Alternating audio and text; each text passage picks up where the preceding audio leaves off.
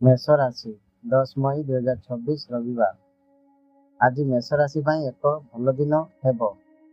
ସେମାନଙ୍କ ସ୍ୱାସ୍ଥ୍ୟ ବିଷୟରେ ଆପଣଙ୍କର ସ୍ୱାସ୍ଥ୍ୟ ଭଲ ରହିବ, କିନ୍ତୁ ଆପଣଙ୍କର ସ୍ୱାସ୍ଥ୍ୟ ପ୍ରତି ଅସାବଧାନ ହୁଅନ୍ତୁ ନାହିଁ।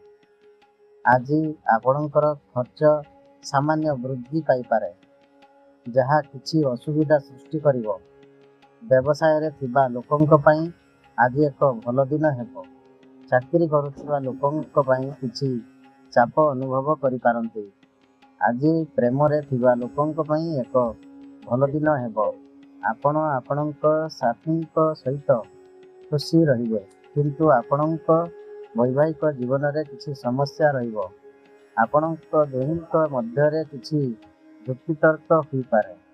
ଆଜି ଛାତ୍ରମାନଙ୍କ ପାଇଁ ଏକ ଭଲ ଦିନ ହେବ। ଶୁଭ ସଂଖ୍ୟା 9 ଏବଂ ଶୁଭ ରଙ୍ଗ ଲାଲ।